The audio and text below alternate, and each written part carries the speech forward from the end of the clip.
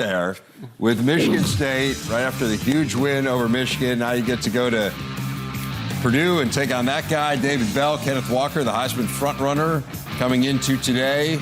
Walker hadn't fumbled all year. In fact, he hadn't fumbled in 366 carries, but he has now. George Karlaftis hits him. That'll do it. And Karlaftis recovers for the Boilers. Ensuing Purdue drive, Aiden O'Connell. It's a big-time play. Yeah, it really is. There. It's David Bell. We would hear more from David Bell as this day went along because he was fantastic. Perhaps. Peyton Thorne, this is a heck of a play too, Howard. Yeah, it was, no doubt about it. Really finding a way to get open in the pocket, keeping his eyes up, and finding his receiver. Trey Mosley there. How about Brock Thompson on the receiving end from O'Connell, the Marshall transfer? That was a beautiful pass. 14-7. How about this play? This is the play of the day. I mean, look at the wall they've got set up.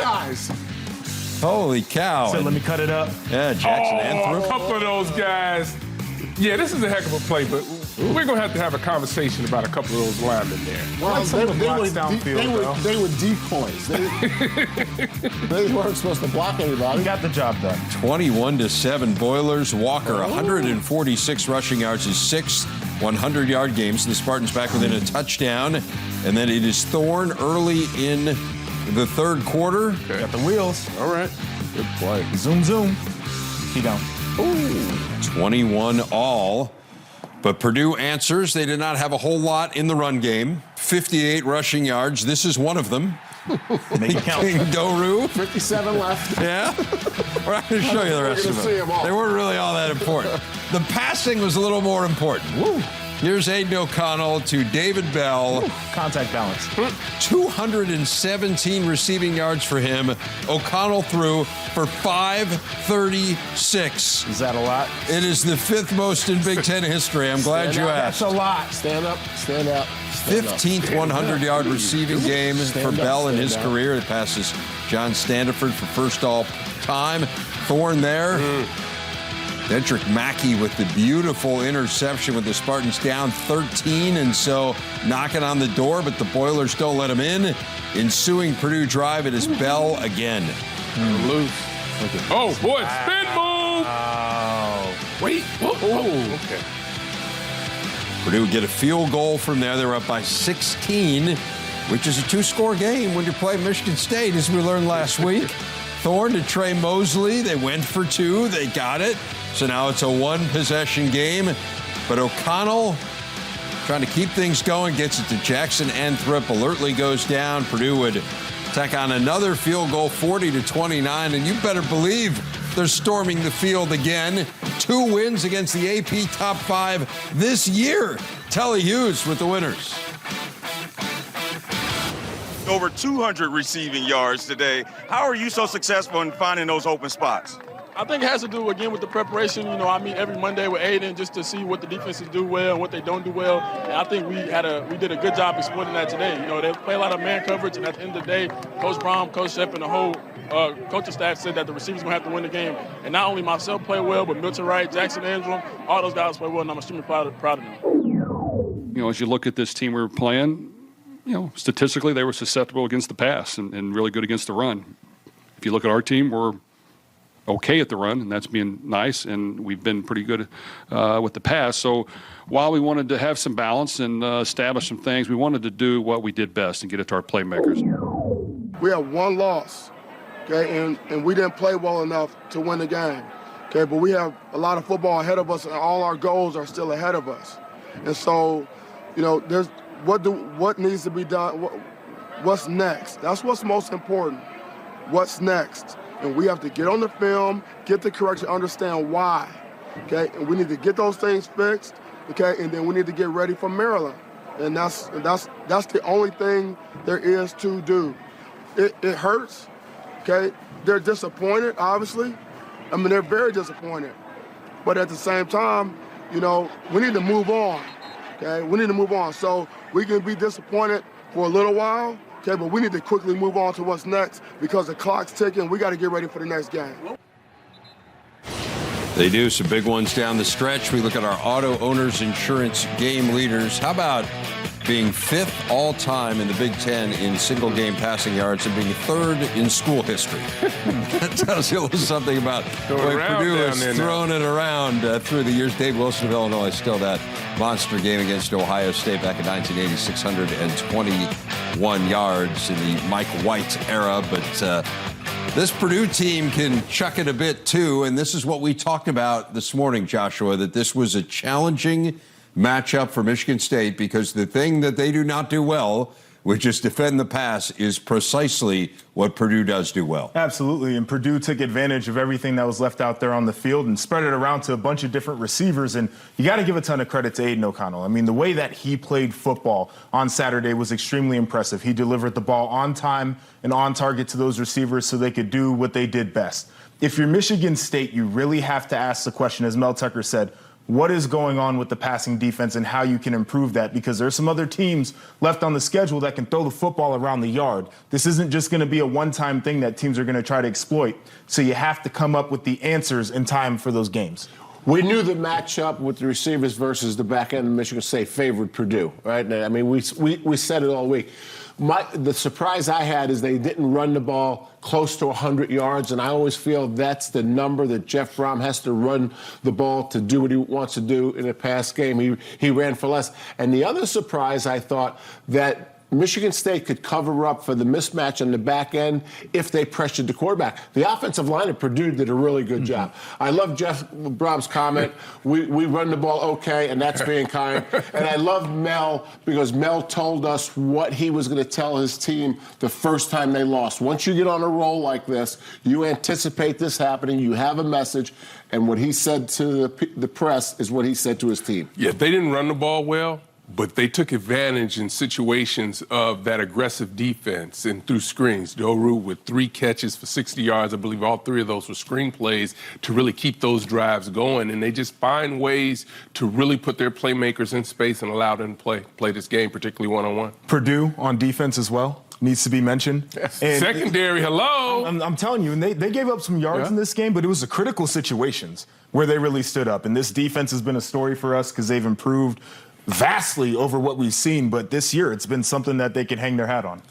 The numbers are remarkable now. 17 wins as an unranked team against top 5 teams all time, and is far and away the most of any school. And congratulations, Purdue bowl eligible. Remember, they had missed a bowl the last 2 years. They got a couple very winnable games left on the schedule. I mean, it's not out of the question at all to think this could be an 8-win team. So really good job by Jeff Brom and his squad this year as they continue to play giant killer.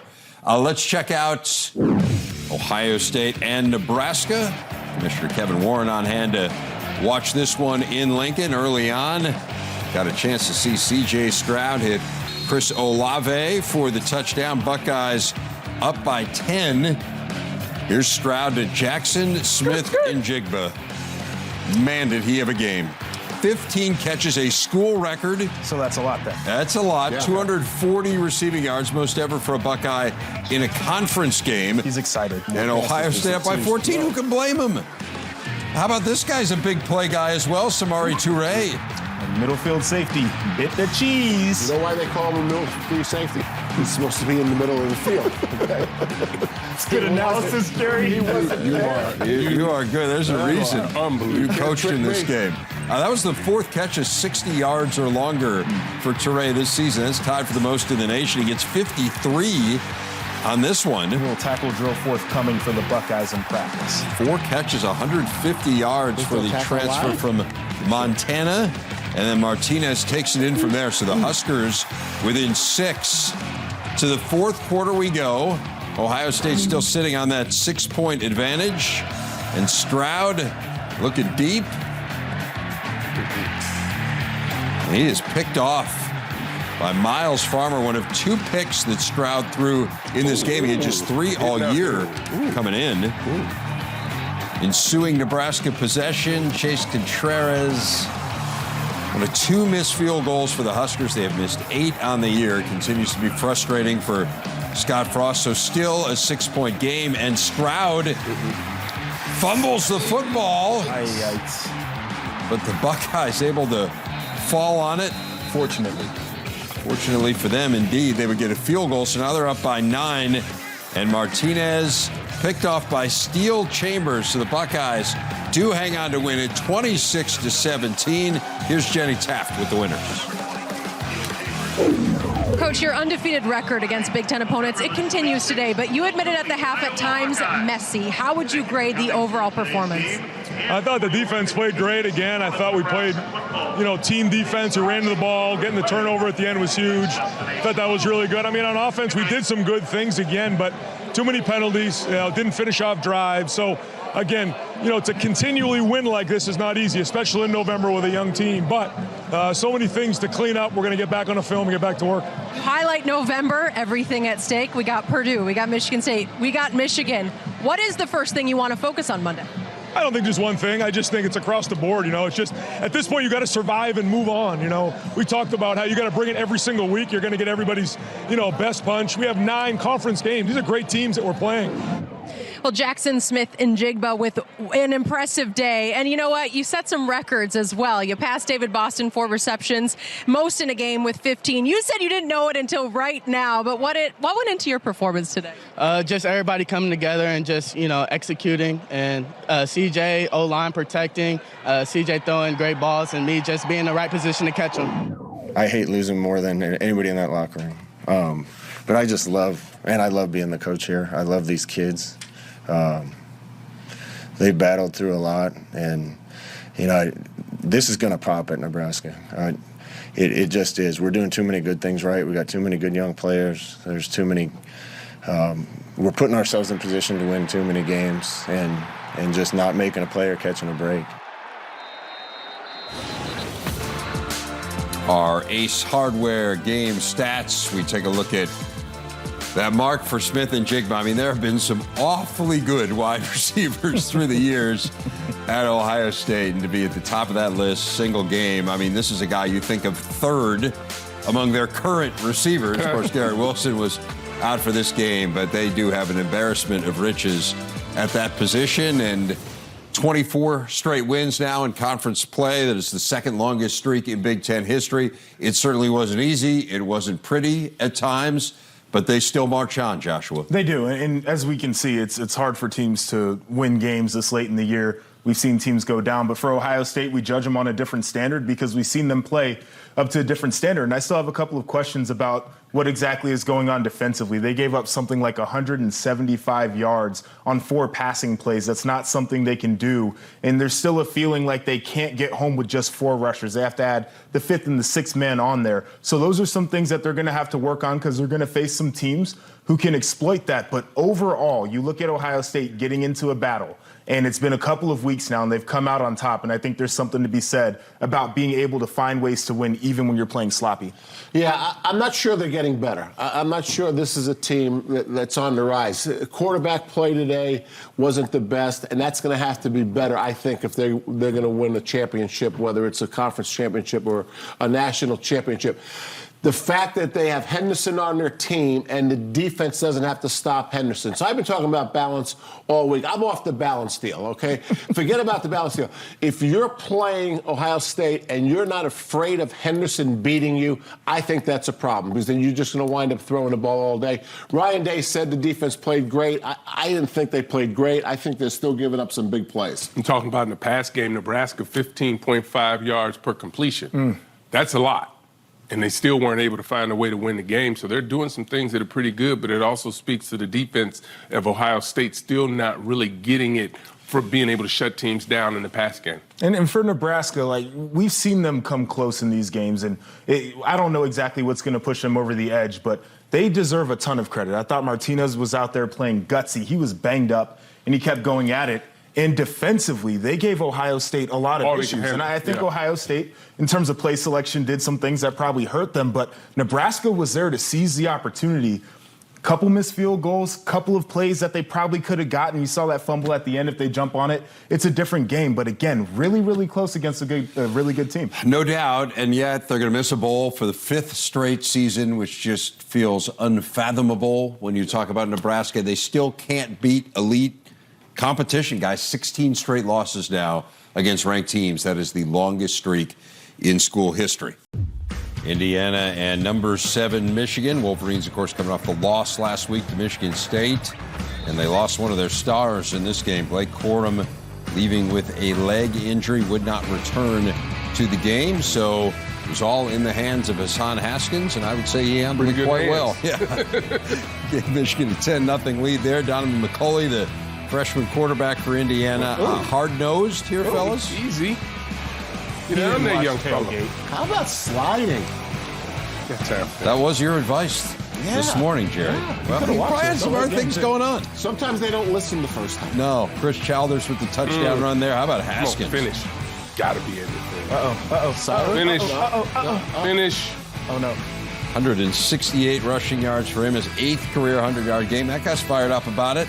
A couple plays later, McNamara, Luke Schoonmaker in 1 career touchdown coming into today. Schoonmaker did. So he equaled his career total, and then look what happens. Ran a little option route.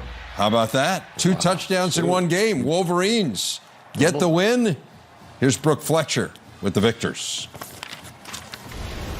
Hassan, you and your team were looking to shake off that loss last week in East Lansing. How important was it for you guys to come out here and win this game tonight? That last week game was a tough one. You know, we had to come out today and play our hearts out. You know, we just had to dominate today. You know, and that's what we did. So it felt good.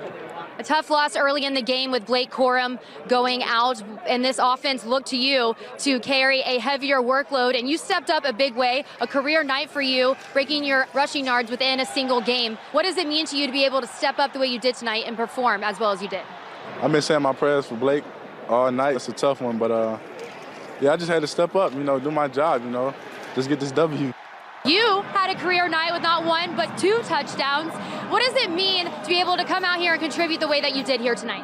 It feels great. I mean, not our tight ends. We've been working hard, and to be able to have our room, be able to make big plays in there tonight, and it happened to be me, but everybody was just so excited. It was a great feeling. 21st straight home win in the series for Michigan. Remember, they lost, though, to Indiana on the road last year. This one really never in doubt, Howard. This was an impressive performance, particularly defensively. Really did, was. I thought coming into this game, I really wanted to see how this team was ultimately going to perform coming off the loss last week, and they really stepped up because they have better players, I believe. But you talk about what went on in the trenches, and I thought they did a great job on the defensive side as well of being able to make plays. And then offensively, Haskins running the ball was big time for them today. Yeah, really good win. More balanced on offense. They had about 400 yards, about 200 apiece. I think they should be the highest-ranked team in the Big Ten when they come out. Obviously, Michigan State's lost, and they played better, and I think they got better today. And I can't say the same thing for Ohio State. So I would rank this the highest team in the Big Ten. Michigan State beat them head-to-head? Yes. Huh. Yeah. Okay. I think they're better right now. It's a committee deal right there. I think this is the most well-rounded team in the conference, so I will agree with you on that because they do things well on both sides of the ball in terms of the trenches. I think that they have played complete games on either side of the ball more consistently than other teams. Just the one point that you would make about Michigan right now is in the red zone. They have to score more touchdowns. They're kicking a lot of field goals. They need to make those touchdowns. But in terms of the way that they play as a team, very well-rounded. They've kicked 7 field goals in the red zone the last 2 weeks, to your point. So, yeah, you turn those into touchdowns, and certainly that game against Michigan State would have gone differently. 5 straight losses now for the Hoosiers. It's their 6th game against a ranked team. They get Rutgers next week, so we'll see if they can get that first conference win. Minnesota was in control of its own destiny heading into today's game with Brett Bielema and Illinois. They're in control no longer. Did not start well for the Gophers. The tip ball there. Owen Carney got his hand on it. Tariq Barnes picks it off. Illinois takes over, and Isaiah Williams is playmaker, Howard. Good individual effort there, finding the end zone. Illini on top 7-0. Then it is Chase Brown. Another big game for him. 150 yards on the ground. They ran 58 plays. 33 of them were handoffs to Chase Brown. Off the left side. Yeah, well, yeah, it seemed like almost maybe 2 of them he went left. Watch the move. Brandon Peters to Tip Ryman. The old Tipper. First career touchdown catch for Tip. There we go, Tipper. Third quarter, Minnesota, a 4th and 6. Tanner Morgan brought down by Owen Carney. They had 6 sacks. The Illini did against a team that is so good on the line of scrimmage. Now on a 4th and goal here, Minnesota finally scores with less than 5 minutes to go in the game, but they missed the extra point. So now a minute to go in the game. They need a touchdown, 2-point conversion. Isaiah Gay this time comes up with the sack, and that sets up a 3rd and 21, which is not really a great down, and Kirby Joseph picking that one off. Minnesota's 4-game win streak comes to an end as the Illini win at 14-6. Megan McEwen got the reaction. Coach, you had held Minnesota scoreless at home until the 4th quarter. Why was your defense so effective today? You know, I give a lot of credit to our players, our coaches. They had a good game plan. We knew we wanted to keep the ball in front of us, try to make them play a little left-handed, not letting them run the football. Thought our guys battled their tails off for 4 quarters. Speaking of not running the football, you held them well under their average of 222 yards. What does that say about your run defense's ability? You know, I like this group. They continue to work. You know, we got to put 2 together in a row now, but I like their demeanor. We kind of wired into that thought the whole week about making them play a little left-handed, and our guys tackled efficiently, and, you know, give credit to Minnesota. A good football team, but obviously we did our work today. You've now knocked off 2 ranked teams in the last 3 weeks. What does that say about the trajectory of your program? Well, we're definitely moving in the right direction. We got a lot of work to do. You get a couple more games with these guys, we'll see where we can take it, but very excited for this, to be on the road to win another Big Ten ranked opponent. Big deal. You know, we saw some stuff on film that we felt like we can get after those guys and expose them, and we executed that today. I'm really proud of my guys. To come on the road 2 of the last 3 weeks and beat ranked opponents, what does it say about the toughness of this Illinois team? You know, we're road warriors. We had some adversity through the season, ups and downs, but we always come to play. This is Big Ten football. Now, everybody wants to win every game. I'd like to win every game. That team in there would like to win every game. But there's really good coaches in this league and really good players in this league. And every week's a battle. And you get to see that all across the board. This team that we just lost beat Penn State a few weeks ago. And I told every single one of you that wasn't a fluke. But there's 4 teams in the league in the West that everything's in front of them. We'll see how it all goes. We got 21 days. It's going to be a 21-day sprint, 1 game at a time. But it's November, middle of November, and we're in the hunt for the Big Ten West Championship. They are indeed one of 4 teams in that hunt, all at 4 and 2. Talk about the Gophers in a second, but let's give a lot of credit to the Illini here. Did not play well a week ago. Man, they were good in this one, and particularly slowing down that run game. Minnesota, 2 straight weeks over 300 rushing yards. Illinois holds them under 100. Yeah, I mean, it's really impressive. And what Minnesota does well is run the football. And Illinois said, we're not going to let you do that. And that's exactly what they executed on the game plan. And then when Minnesota had to drop back and throw the ball, that wasn't very pretty. And Illinois capitalized on those opportunities. And you look at the stats, 9 tackles for loss, 6 sacks, 2 interceptions, 1 forced fumble. Really good defensive game plan from Illinois, and they were in control of the game the whole time. In control of the whole game. Never felt like Minnesota was going to win the game. And even though it was 14-0, so it was another case of complimentary football. 14-0, but their defense is playing lights out. Sacks and picks against a Minnesota defense that when they tried to throw the ball, they couldn't protect the quarterback, and they threw some picks. Perfect game plan by Illinois. And Illinois ran the football and continues to run it really at a high level right now. Just under 200 yards rushing, 185. But if they can control the line of scrimmage on the offensive side, that gives them a great opportunity to run play action pass. They didn't need it today, though. So if you're Minnesota, this is, without diving into the tape on a deep level, this is probably the worst that your offensive line has played all year. And I think this makes them an even better unit because this will be the most critically they'll look at the game tape. And they're going to find ways to get better because that's how P.J. Fleck is. So I'll be really curious to see how this team comes out next week. I would say this to you, though, Joshua. They've struggled pass protecting in games past. And if there's more people in the box that they can block, it might not be an offensive line problem. It might be a scheme problem. They need the extra blocker. Could be. Everybody's going to look at it critically, and that's the beautiful thing for Minnesota. Fewest points they have scored in a game since 2017, and they're just not built really to come from behind. They certainly didn't look like it today. It did feel like, to your point, Jerry, once Illinois got up by a couple touchdowns, just no answers there.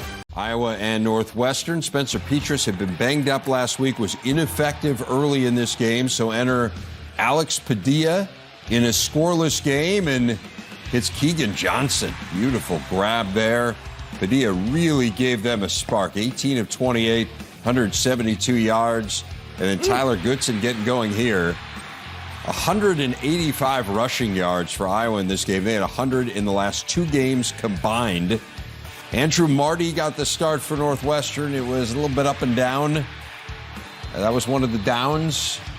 Picked off there by Dane Belton. And then Arlen Bruce able to take it in for the Hawks. Effort right here. There. Yeah, no doubt. So Iowa on top 14-0. To the fourth quarter, it's 17-6 after Andrew Marty had trouble with the snap. The Hawkeyes have trouble bringing down Evan Hull. Go ahead, Hull. In for the touchdown. Northwestern failed on the 2-point conversion, so it's 17-12. More trouble with the snap, and this one didn't end as well for Andrew Marty. Picked off for the 3rd time in the game as Iowa ends its 2-game skid, 17-12 the final. Here's Elise Menaker with Kirk Ferentz. Coach, first quarter, you put Alex Padilla in. He provides a spark for this offense. What do you see in the takeaways of your game from this game today and how he played? Well, just, really proud of him being ready to go and stepping in and doing a nice job. He really did a lot of good things out there, as did a couple other guys. But it's just a good effort by our team. Showed a lot of resilience. We've had a couple tough games, and good to get back on our feet.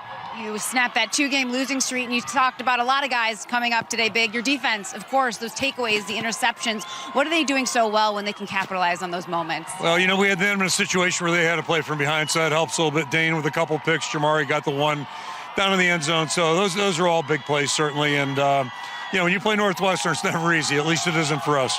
I know that you told me at halftime that Spencer just wasn't playing as effectively as he could. I know he got nicked up too last week. Moving forward, do you go back to Petras if he's healthy, or are you sticking with Padilla? Well, we'll cross that bridge when we get to it. He just really couldn't function well enough today to throw the ball.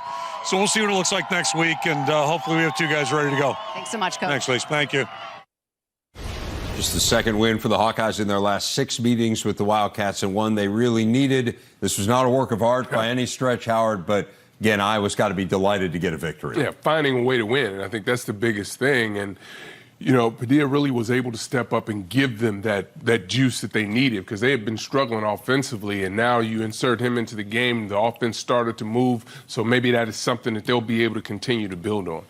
We didn't really expect a work of art either. I mean, we talked this morning about the 2 struggling units. That was the Iowa offense and the Northwestern defense. And that's really how it unfolded. I mean, there was no surprises. Iowa got the best of the line of scrimmage, and that's why they could protect Padilla. Padilla gave him a spark. Goodson had a really good day. I thought it was really pretty simple, pretty predictable, other than the outcome, and Iowa won that matchup. Yeah, and Iowa's defense was back on track, and I think that was big for them just in terms of taking the football away. But you look at Northwestern, in the second half of the game, they were way better on defense. They made some adjustments and corrections that really served them well. And offensively, they were able to rack up yards. It was just some mistakes, the turnovers, that really killed them. A couple of penalties in critical situations are things that you can't have in a game like that. Yeah, absolutely. And so now Northwestern really with its back up against the wall, the team that's won 2 of the last 3 Big Ten West, including last season. They need to win out just to make a bowl. Wildcats now at 3-6 on the year. They will take on Wisconsin next week. The Badgers going to Piscataway to battle the Scarlet Knights. Ches Malusi takes it in for the touchdown, the bow. Badgers on top 7-0. Noah Vedral picked off by Caesar Williams. Little Caesar. Caesar salad. Oh, my word. What? Would you listen and pay attention? I'm looking at my notes. I wasn't listening. He wasn't listening. We do this every week. Kendrick Pryor with the big touchdown. That was Kendrick Pryor. Thank you. Graham Mertz threw for 240 yards and 3 TDs. I've lost control of this highlight.